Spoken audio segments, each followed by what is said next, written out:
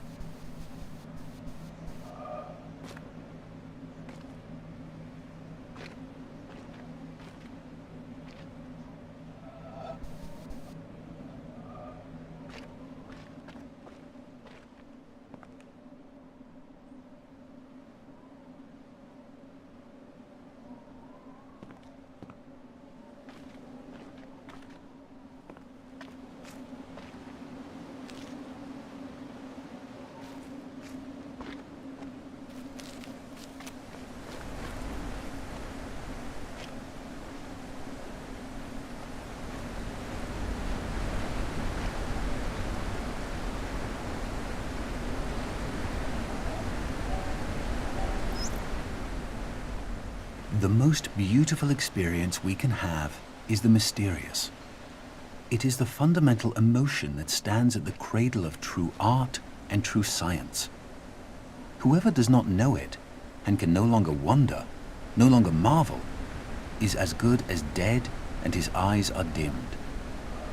It was the experience of mystery, even if mixed with fear, that engendered religion.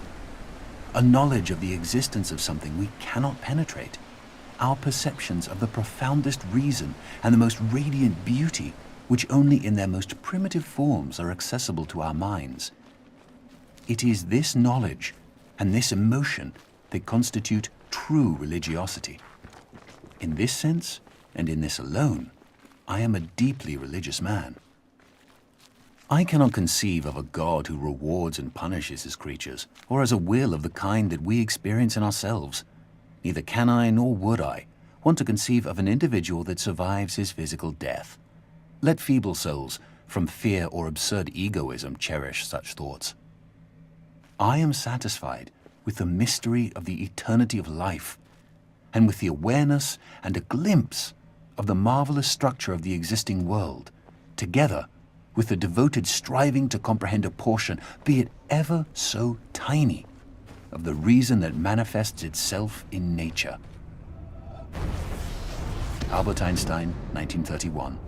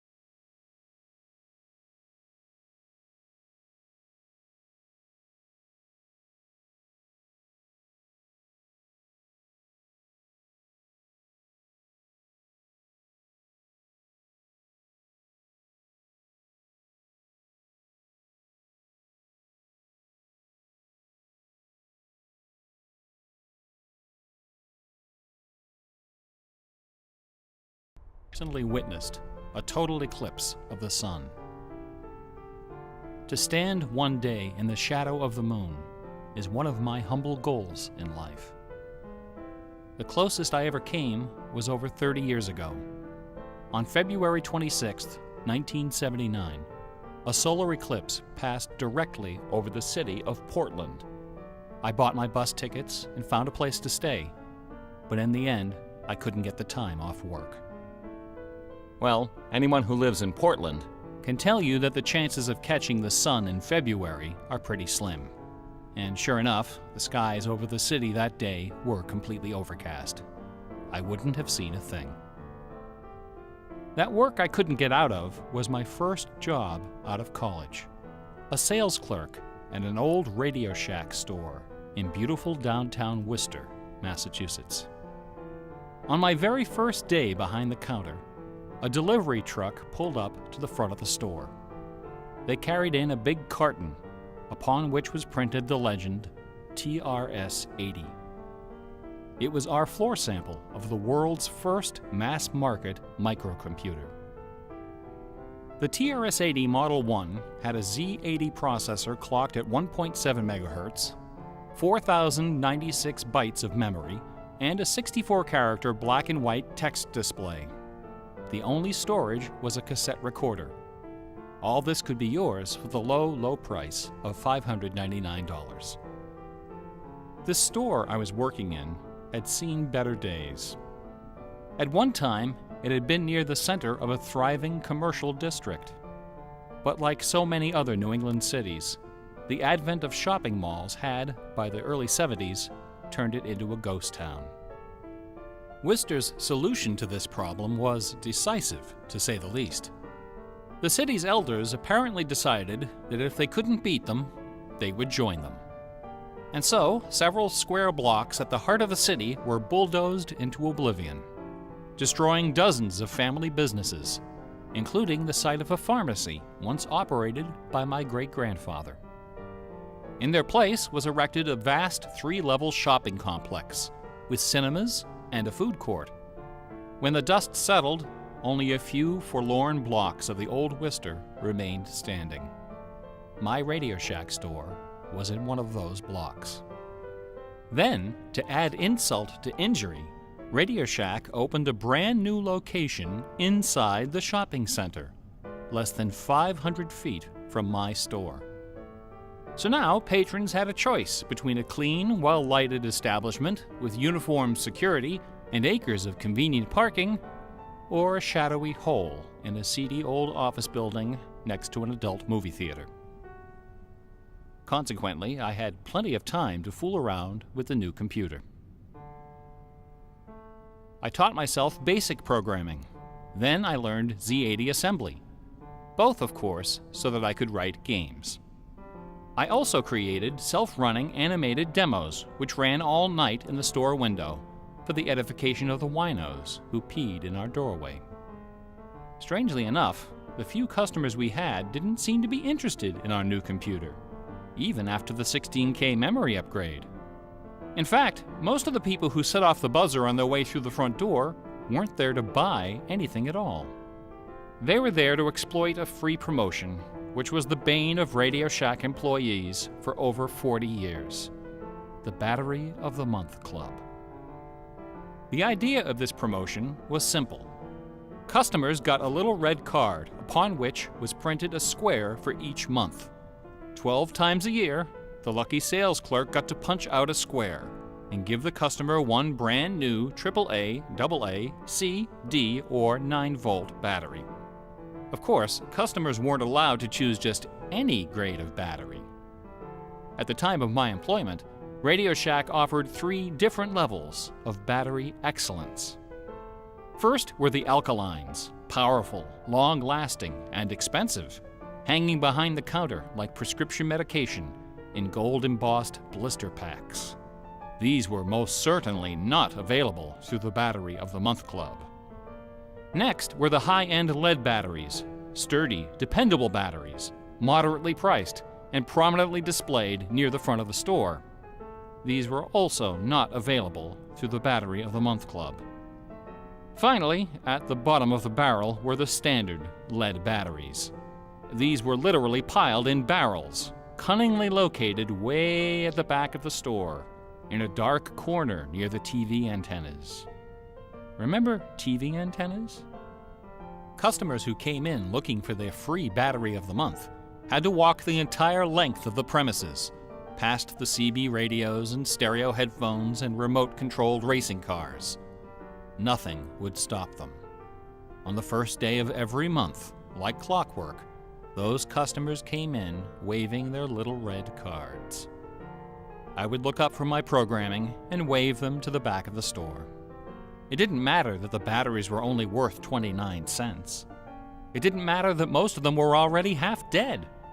They came, they grabbed. And as far as I can remember, not one of them ever paid for a damned thing. I was such a crappy salesman. I was young and foolish. I thought my education in game design was happening at the keyboard. I almost missed the lesson coming through the front door. Fortunately, I wasn't the only person fooling around with games on micros. All over the country, people like me were experimenting. Scott Adams was coding what would soon become the world's first commercial adventure game. Remember adventure games? My future employer, Infocom, was being founded, along with other legendary companies like Online Systems, Sirius, Personal Software, and SSI. Those were exciting times. Teenagers were making fortunes. Games were cheap and easy to build. The slate was clean. But in 1979, the biggest news in gaming had nothing to do with computers. On the morning of the autumn equinox, September 20th, a new children's picture book appeared in the stores of Great Britain. This picture book was rather peculiar. It consisted of 15 meticulously detailed color paintings, illustrating a slight, whimsical tale about a rabbit delivering a jewel to the moon. On the back jacket of the book was a color photograph of a real jewel, shaped like a running rabbit, 5 inches long, fashioned of 18-karat gold, suspended with ornaments and bells, together with a sun and moon of blue quartz. According to the blurb underneath, this very jewel had been buried somewhere in England. Clues pointing to its location were concealed in the text and in the pictures of the book. The treasure would belong to whoever found it first. The book was called Masquerade. It was created by an eccentric little man with divergent eyes and a talent for mischief named Kit Williams. Within days, the first printing was sold out, and the empire that never sleeps found itself in the grip of rabbit fever. Excited readers attacked the paintings with rulers, compasses, and protractors. Magazine articles and TV specials dissected the clues, floated theories, and followed with keen delight the reckless exploits of the fanatics. One obscure park, unfortunately known by the nickname Rabbit Hill, was so riddled with holes excavated by misguided treasure seekers that the authorities had to erect signs assuring the public that no gold rabbits were to be found there. Some hunters ended up seeking psychological counseling for their obsession. The craze leapt over the Atlantic Ocean and invaded America, France, Italy, and Germany. It sold over 1 million copies in a few months, a record unrivaled by any children's title until the advent of Harry Potter. Over 150,000 copies were sold in foreign translations, including 80,000 copies in Japanese, despite the fact that the puzzle was only solvable in English. It didn't matter that the Masquerade jewel was only worth a few $1,000s. Many seekers spent far more than that in their months of exploration and travel. It was the thrill of the chase, the possibility of being the one. Treasure hunts, secret messages, and hidden things seem to exert an irresistible appeal. They're fun to look for and to talk about, and this fact of human psychology has been exploited in computer games since the earliest days. It finds expression in the hidden surprises we call Easter eggs. Atari's Stephen Wright is credited with coining this term in the first issue of Electronic Games magazine. The first Easter egg in a commercial computer game appeared in an early Atari 2600 cartridge called, simply enough, Adventure. By a sequence of unlikely movements and obscure manipulations, players could discover a secret room where the words "Created by Warren Robinette" appeared in flashing letters. Over the decades, Easter eggs and their evil twin, cheat codes, have become an industry within an industry. Entire magazines and websites are now devoted to their carefully orchestrated discovery and dissemination. They're part of our toolkit, our basic vocabulary, the language of computer game design. Computer gamers may have been the first to refer to hidden surprises as Easter eggs, but we certainly weren't the first to use them. Painters, composers, and artists of every discipline have been hiding stuff in their works for centuries. The recent advent of VCRs and Laserdisc players with freeze-frame capability exposed decades of secret Disney erotica. Thomas Kincaid, the self-appointed painter of light, amuses himself by hiding the letter N in his works. A number beside his signature indicates how many N's are hidden in each painting. Picasso, Dali, Raphael, Poussin, and dozens of other painters concealed all kinds of stuff in their paintings. A favorite trick was hiding portraits of themselves, their families, friends, and fellow artists in crowd scenes. El Greco loved dogs, but the Catholic Church forbid him from including any in his sacred paintings. So he hid them, usually within the outlines of celestial clouds. Composer Dmitri Shostakovich chafed under the political censorship imposed by the Soviet Ministry of Culture. His symphonies and chamber works are loaded with hidden signatures and subversive subtexts which, had they been recognized, would have sent him to Siberia. Mozart's opera, The Magic Flute, is filled with musical allusions to the rituals of the Freemasons, the ancient secret society of which he and his mentor Haydn were members.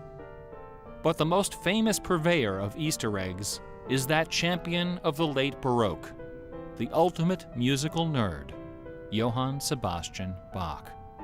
Bach was a student of gematria, the art of assigning numeric values to letters of the alphabet.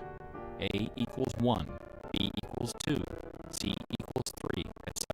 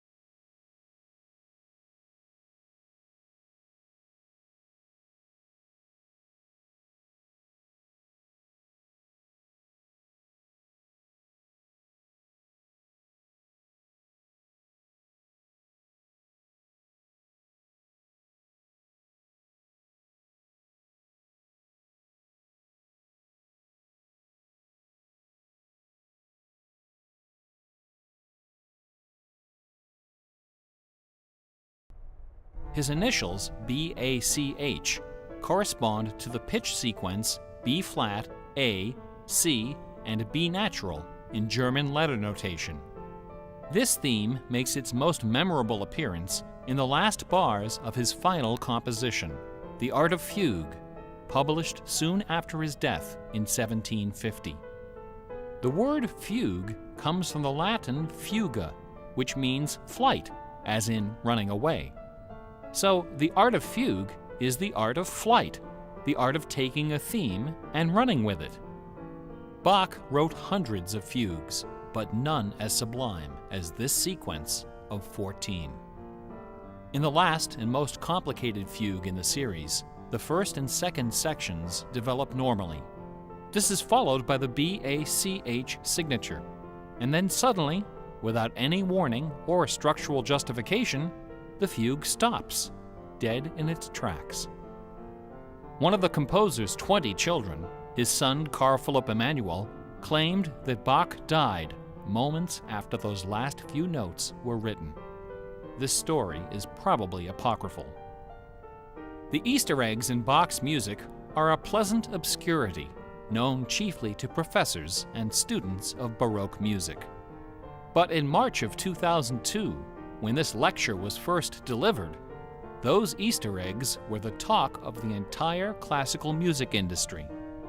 Sitting near the top of the classical music charts that month was a compact disc on the ECM label called Mortimer. It was performed by the Hilliard Choral Ensemble, together with a talented but, until then, little-known violinist, Christoph Poppen. The music on Mortimer is based on a geometrical analysis of Bach's Partita in D minor for solo violin. This analysis, by German professor Helga Thon, assigns numeric values to the duration of notes, the number of bars, and the German letter notation of the partita. In doing so, she claims to have discovered the complete text of several liturgical ceremonies encoded in the notes. The CD presented these hidden texts superimposed over the original music. The result was strangely melancholy, dark, haunting, and very, very popular. Quite a few music critics attacked this disc. They didn't buy Professor Thon's analysis, dismissing it as a combination of numerology and canny marketing. Their caution was not without basis. Numerology is a slippery slope down which many a fine mind has slid to its doom. Allow me to offer an amusing anecdote from my own experience. Back in the early 90s, before the internet took off, one of the more popular online bulletin board systems was a service called Prodigy. I bought an account on Prodigy so I could join a fraternal interest group and gossip with fellow members around the country. One day, a stranger appeared on our bulletin board. Right away, I knew we were in trouble. This fellow, whose name was Gary, began spouting all kinds of apocalyptic nonsense about worldwide conspiracies, secret societies, and devil worship. At first, we tried to be polite. We questioned his sources, corrected his histories, logically refuted his claims, and tried to behave in a civilized manner. But instead of soothing him, our attention only made him worse. His conspiratorial warnings became urgent, approaching hysteria. He began to threaten people who disagreed with him. To coin a phrase, Gary went all uppercase. But his most urgent warnings weren't about the gays, the Jews, the Rockefellers, or the Illuminati. According to Gary, the greatest enemy of mankind was Santa Claus.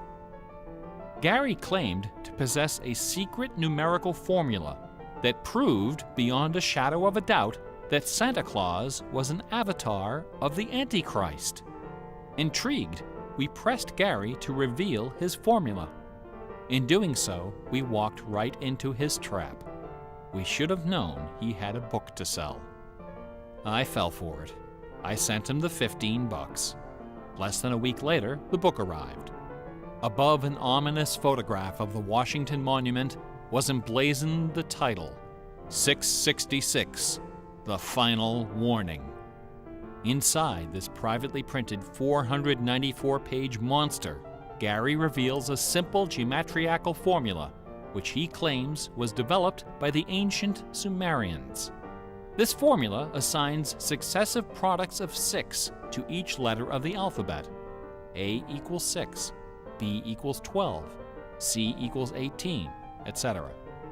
Imagine my dismay when I applied this ancient formula to the name Santa Claus and obtained the blasphemous sum of 666, the biblical number of the beast.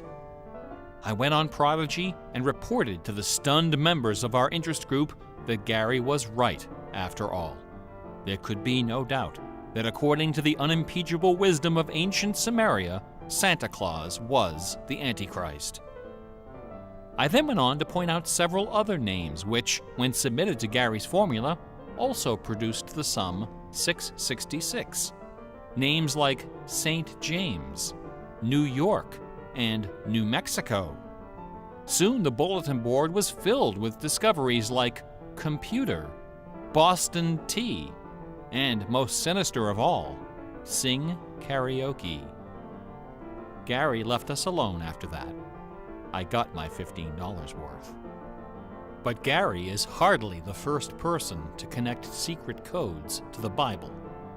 People have been looking for Easter eggs in the Bible for hundreds of years. The Hebrew mystical tradition of Kabbalah can be described as a geometrical meditation on the Pentateuch, the first 5 books of the Old Testament. The advent of computers has made the application of numerology to the Bible fast and efficient. The latest spate of Bible searching was instigated by a book published in 1998 by Michael Drosnin, a former Wall Street Journal reporter. His book, The Bible Code, applied a skip cipher in which every nth character in a text is combined to form a message. By applying his skip cipher to the Hebrew text of the Old Testament, Drosnin claimed to have discovered predictions of World War II, the Holocaust, Hiroshima, the assassination of Yitzhak Rabin and both Kennedys, the moon landing, Watergate, the Oklahoma City bombing, the election of Bill Clinton, the death of Princess Di, and the comet that collided with Jupiter. He also found predictions of a giant earthquake in LA, a meteor hitting the Earth, and nuclear Armageddon, all scheduled to occur before the end of the last decade.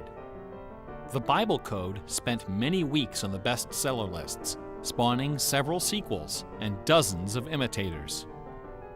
The Bible has certainly attracted its share of crackpots, but for the real hardcore egg hunters, nothing can rival the ingenuity, the tenacious scholarship, the stubborn zeal of those who seek the answer to the ultimate literary puzzle, a poisonous conundrum that has squandered fortunes, destroyed careers, and driven healthy, intelligent scholars to the brink of madness and beyond. Who wrote Shakespeare? The essays and books devoted to the Shakespeare authorship problem are sufficient to fill a large library. Several such libraries actually exist.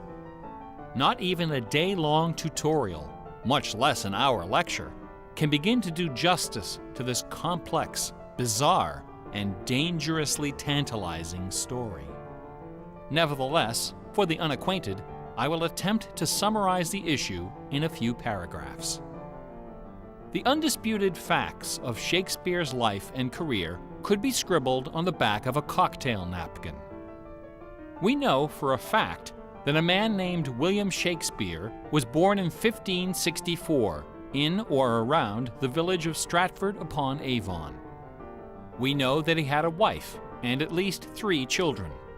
We know he bought property in Stratford, was involved in several lawsuits with his neighbors, and died there in 1616, aged 52.